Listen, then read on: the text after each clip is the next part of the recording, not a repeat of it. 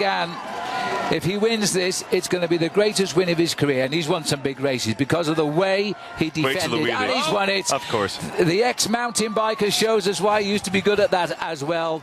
This man is the winner of the Amgen Tour of California, and although he got his third today, he won that race on the mountains of yesterday.